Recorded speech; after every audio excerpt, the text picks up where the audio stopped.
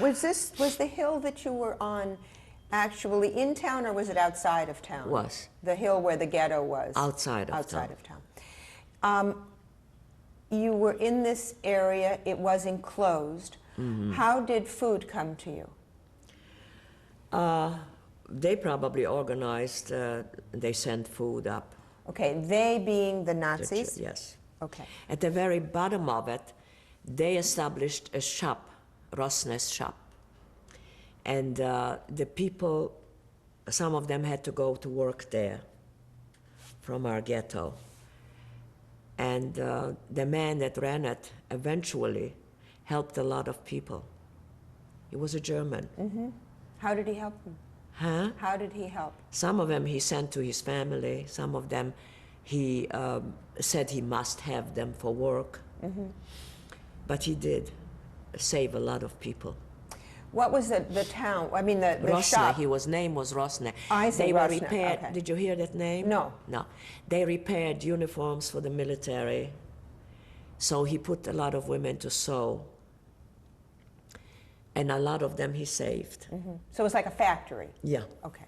Mm-hmm. So a lot of the I people, must have been too young for that. the people from the ghetto would go down Right, and work in every the day. factory. Now, with the inside the factory, the Nazis organized and brought your food to you. Do you remember? Well, in the factory, they delivered whatever Rosner wanted or needed, obviously. If they worked all day, then they had some food over there. But how about up in the ghetto, actually? They just gave us rations one a day. What was the ration? I think it was bread, and I don't know what else. I wasn't the cook. I don't know. I, however, went out of the ghetto one night. Tell us about it. With a friend of my mother's, a Catholic man. He came 3 o'clock in the morning, brought me a cross. It's the first time I wore a cross. I had light hair, and I spoke Polish very well, in deference to the others, you know. Even the Poles didn't speak Polish very well. And I never did look very Jewish, and I was not proud of it. I wanted to look Jewish. And if I didn't look Jewish, I told everybody I am. But this time, I took advantage of it. And the two of us, at 3 o'clock in the morning, we walked out of the ghetto. We went to the station. It wasn't 3, maybe it was 4, I don't know. And we took a train to Katowice. And we had a friend over there that was Volksdeutscher. What is that? In Katowice. No, what is Volksdeutscher? Volksdeutscher. Silesia. He was either half Polish or half German or something like that. But he was a friend of the family. Or his parents had dairy farms. And he had a big store. And we came there early in the morning because we walked out very early in the morning. And we came on a train. And the man said to me, "You sit here, I'll go in and see whether it's clear." And he did go into the dairy store. And there were Gestapo asking him questions. But they walked out. So apparently, he was building bunkers in the garden, down underneath the ground, and covered them, and was hiding Jews. And when I came in, he started crying. And I said I wanted to come because my sister has a young child, she needs milk. My brothers wouldn't let us stay in the line. And he gave me all kinds of things, and I brought back all of these goodies. Why was he crying? Because he was sad about what happened to us. This man is not Jewish. No, no. But he was hiding Jews, he was building Yes, bunkers. yes. But you didn't consider letting him hide you? No, I considered to go back with the food for my sister's children. And I was never that, I'm not afraid of anything. Let me ask you, you said you walked out of the ghetto. Yes. And There was a Jewish police in the ghetto too, you know. okay, that's what I wanted to ask you about Yeah. too. But so how could you just, I mean, you said it was enclosed. How could you just walk out like that? We got through the man was an old man. He was a friend of my mother's, a Catholic man. And he came in. Either someone of our people let him in, or they would climb over. Now tell And me about, I don't remember whether we climbed over. He was about 70 years old, Yeah. an old goy, they say. tell me Goyim. about the Jewish police. What do you remember about them? When I was in Israel, I met one that was, and apparently, I don't know, but we found out that he was not the best man in the world to protect his people. I don't know details. And I know when we went to Jerusalem and we stayed in the hotel, all of the people that knew that there's a reunion came. He just came from Germany. And a lot of people were not happy with him. So obviously not everyone was good. Some of them tried to help all of us.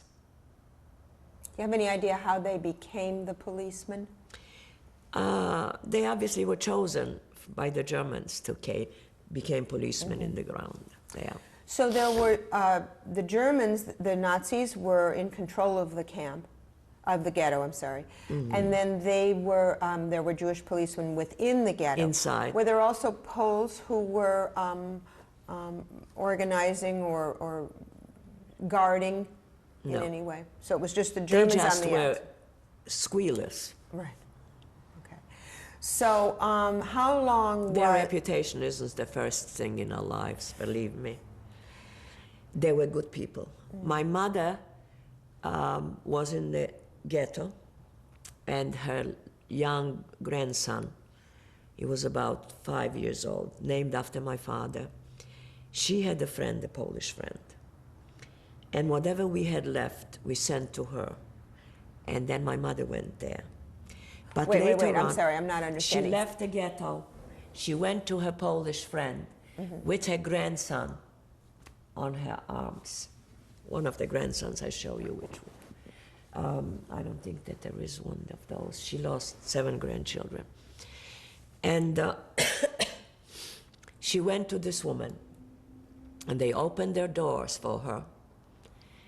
And she stayed with them for a while. She just walked out of the ghetto and went Yeah. She was helped, to get out? right, Okay, so she went with this grandchild to a to Polish... that woman, right. And she stayed there. Then the Germans put notes on that anybody that hides the Jews will be punished badly. So my mother felt very bad. I was told that story later in camp. And she wrote a note to her friend.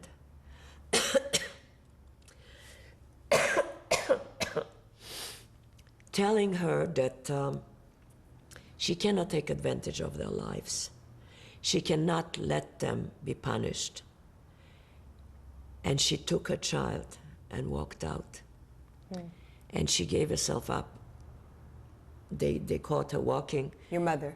and the Gestapo took her down, and then she was sent to Auschwitz with the grandson of 5. When was this? How long had you been in the ghetto when your mother went out with the grandchild?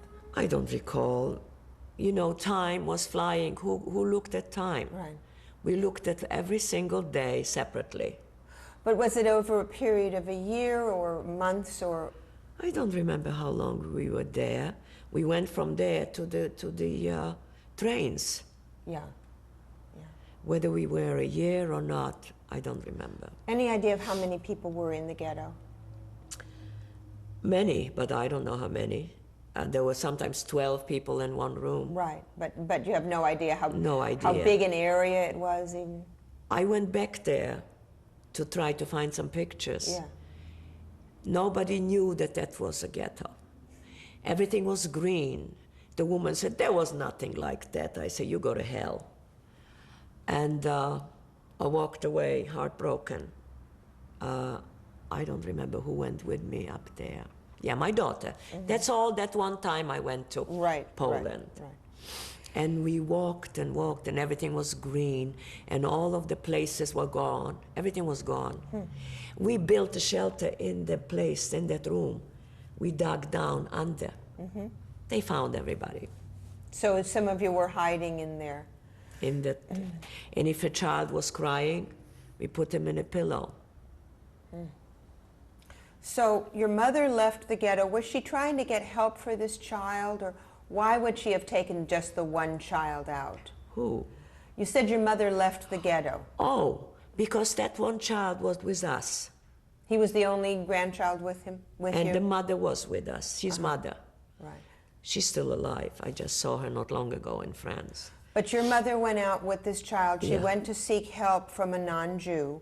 Yeah. And then, Apparently, they communicated with her friend, and she wanted her to come. was she going to try to hide the child, do you think, with her? She wanted to hide the child so that the Germans don't take it. Most of the children they took right to the Right gas away. chamber. Okay, now I'm clear, I'm sorry. So, but she didn't want to endanger her friend, and she got picked up by... Right. Nazis. She gave herself up. She walked out of her home and left a note that she cannot risk their lives. She was an unusual Polish woman. And then your mother got caught. My mother was unusual. They got together probably and liked each other. Right. So then you were back... Not all and each Pole was anti-Semitic. Right. If you found a few that were not, it was unbelievable. So you were back in the ghetto just with your brothers and your sister. Yes, with all of us. I have a nephew in Paris. That was one of her children, a son. And we had some rich Jews in town, and they built a college. It was a Jewish college. Like you asked me for high school, maybe the equivalent to high school on a better thing. And they hired the best teachers, and they hired all kinds of professors. And my sister could afford at that time. And so her son was educated there. And when she was in the ghetto with her two little girls, the boys in that school were already building an underground. They dug down to the area, and he came one night.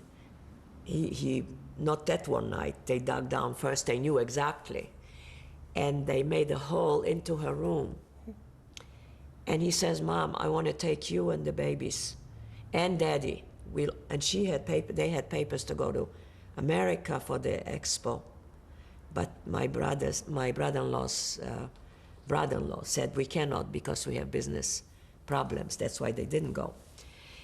But his mother said, oh no, you know, the maid I had, she probably will come and take Romusha, the 5-year-old one. Maybe they're not going to send us out now. Well, the second day, they sent us out. They transported you. But he and his friends dug all this tunnel for some time. And she wouldn't go with him? Now, she didn't think that they're going to ship us out the next day. Had they been transporting all along? Yes. But she still didn't think it was Obviously, going to happen we were to her. there. There were other towns, other Jews all around. So they began wherever they began. We had no idea. So you mean it was just a random, the transporting of the Jews now out of the Benjin ghetto? Well, when they came in, they burned the synagogue. And then they collected young men. And they told them to dig a hole. And that were the first people that they killed, right then and there. Did you see that? I saw some. And then when they came in, mothers with children in their hands ran through the streets. Whoever they caught, that's when the beginning was. They burned our synagogue, and they collected all the men, and the wives went crazy, you know, when they ran out with the children. Whatever happened to some, I wasn't witnessing the exact thing, but that's what we saw and we heard. And they buried them in the holes they dug. In the holes they dug. So Now, How vivid I remember that. you do remember this? Yes. Yeah. One mother ran around with a child over town at night. She went crazy. A child in her hand, and she became crazy. Crazed, whatever. I don't know what happened to her. Because her husband was already taken. This The was minute from they the came ghetto. into our town, when my mother came back with me, that's what they did. Yeah. This was before they even put you in the ghetto. Yeah. Okay, so then they had killed a lot of the men already. Yeah, absolutely. Yeah, okay, and so from the ghetto, at what point did they start the transports? What do you mean, what I mean, point? you were in the ghetto for, you don't remember how long a period of time? When they came, they took all of the people from the ghetto At one time? into the big wagons. Okay. You know. That was all at one time? They cleared out the ghetto all I in think one so. day or 2 days? I know that when they cleaned us up, whoever was left, that they probably continued, and we went to the cattle wagons. Okay, let's A talk lot about of that. mothers put their children down by the station, hoping that some Polish woman would pick them up, that they will live. Nobody picked them up. No. They stood there laughing when we went to the cattle wagons. My mother said not to hate anybody, but I had great pain not to. Your mom was gone already by the time you were put in the cattle wagons.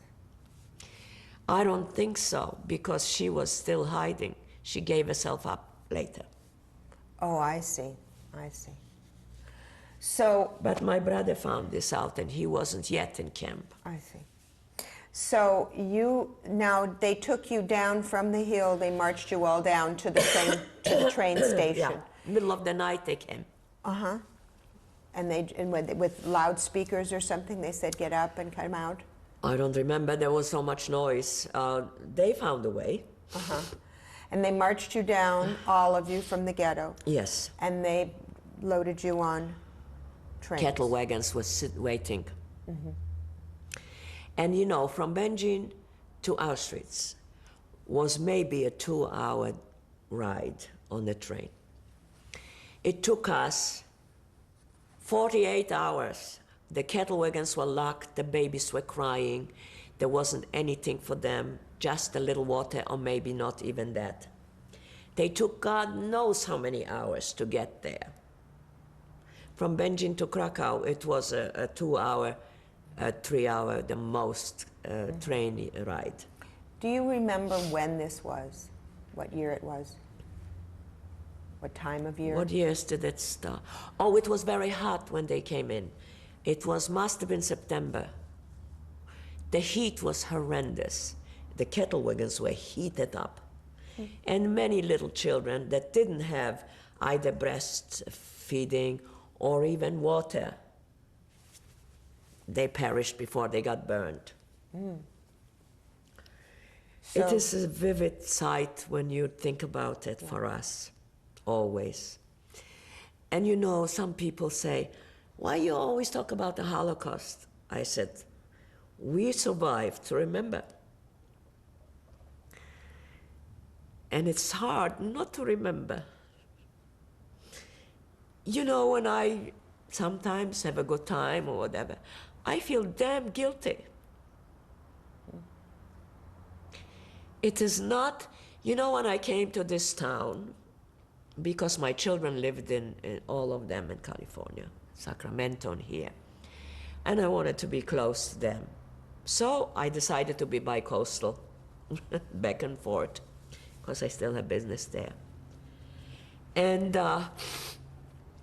I heard that they have a 39 club here, that refugees or people that were, you know, in ghettos and things like that. So I called them, I said, maybe I'll join that group. So the woman said, oh, you have to have references. I said, oh? First of all, if I were a man, you could see my references. Second of all, I'm Jewish and I don't need references. If you think that you have to have references how rich I am, then I don't want to join you. So one of the women called me and this and that, and I sent in my dues. I went once to a meeting and I didn't like what I saw. Why is that? I pay them my dues because they apparently do some things with it, but I never go to them. Why didn't you like what you saw? I didn't like to ask you references. Isn't it enough that I'm a Jew that survived the war? No, but I mean, once you went to the meeting, you didn't like to be there. They became like people in this town. They kind of want to play the game like the movie town, you know. We don't have to. We are not movie people. We are ordinary people. We should like each other. We don't care. I don't care whether anybody is richer than the other.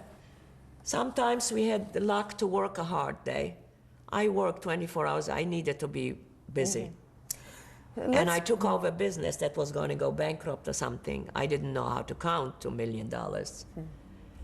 But you know what? 26 years I'm running it. Nobody believed me. Nobody knew. I didn't know how to count to $1 million. But I told people that I'm honest and I'm hardworking and I'm going to pay them back, and I all did. I made the games out of it, and I did. You succeeded. I got into it because it was little money to pay and pay out. And I paid everybody, and I told people I'm honest and I'll pay you, because if I want to be in business, I have to pay you what I owe you. But if you give me more credit, I will. And I know where some money comes from in this month. Let's go back. Okay, I want to hear a little bit about your business, but we'll wait for the last tape to talk about that. Let's go back to, this is probably 1940, probably a year later, because you said it was September when you went into the ghetto, so it was probably September, and you think it was September when you went on the transport. September was the day, I remember, a hot day we were running. That's when they came in. Okay, so now you came on the cars, the cattle cars. Would you remember what the first sight you saw when they finally opened the doors? Finally, where they opened the doors, we went into this area where that was the camp, Auschwitz. It was Birkenau that we came. Okay, what did you see? Auschwitz was Krakow, you know, the city that the Pope came from. Pope John. What did you see? What did you see when Mud. you first? Mud. Filth. Very little green. The fact was that there were no toilets, German no soldiers. outhouses. Let's go back to just that very first instance. You saw German soldiers. Did you see dogs? They were pushing and screaming, and mothers put their children down. And we cried and we pushed and we this.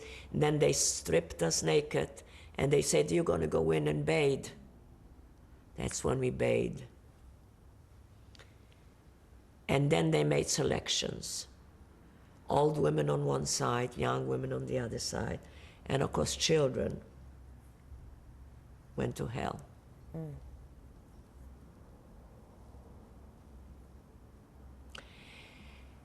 And that's what it was that I saw. You were given an... And the others, mothers with children, or older people, went straight to the guest chamber, and they said those are baths. But when they got in, there were no baths. They put the, what you call shower. Yeah. Gas. The gas through the openings. What about... Now, when did they give you your number? That particular time, when we first came, we went to saunas, to the showers. Then they tattooed us. How did they do that? Do you remember? With needles. Did it hurt? Of course it did. But we had a lot of pain other than that. Did they cut your hair? I didn't know where my mother was. I didn't know that she gave herself up, which crematory she went to. You didn't know any of that yet. Now you think that maybe she came in after you actually got there, but she went right.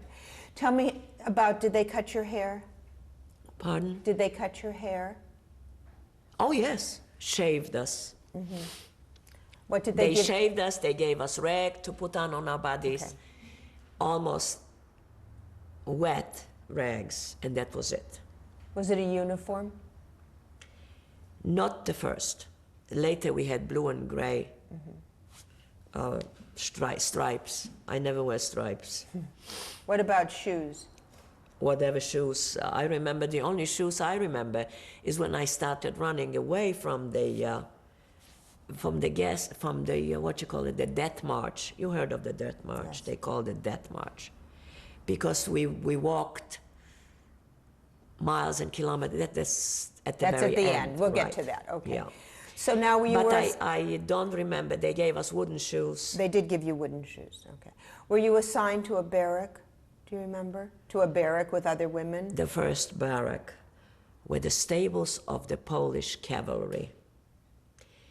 Birkenau was the cavalry place for the military in Krakow. That's how near it was. And we lived in the stables that the horses used to live in. What they did, it made one thing, second thing, third things out of wood. And if you ended up on the bottom, you were on ground. One of the girls got tuberculosis from her. Then you had the wood, and we set 3 of us this way and 3 of us that way. They put wood in the what you call it, the stable. Is it stable? Yeah. Yeah. I get mixed up in a minute. So you were in, how many women were in the barrack? Do you remember? 3 of us this way and 3 of us that way. But all together in the whole barrack, how many? Hundreds? I don't know. That were a big thing with a lot of horses, and each one had woods put on for us. How old were you at the time? What was it, the year? If we're saying it's 1940, you were born in 21, so you would have been 19 years old. Something like that. Okay. Yeah. So, all right. So and now, then there were no outhouses. Oh, so what did you And do? we had to carry buckets. Some of them, and the earth was so saturated with rain, with water, some of us never came back. From where? When we carried the buckets. Where to did dispose of at the end of the stable things. No water, no outhouses. They had to build that. Otherwise, we had to bring water from somewhere. So they hadn't I built don't any of remember. this stuff yet. Huh? This was early, and they hadn't built any of it yet. No. So, and I was in the camp. Maybe you heard of, later on, of course, they built that washroom and a toilet. But you heard of the little girl that was hung from Brussels, the one that has a monument made to her in Brussels. Did you hear of her? I'll tell you that after. So She now, was a Läuferin, a message girl, the most beautiful thing in the world, and she was already there when I came. when you got there, were there a lot of people already there? You were really part of the first group to come in. Yes, I was part of the first group from Poland. But there were already people when you got Yeah. there. They came from Czechoslovakia.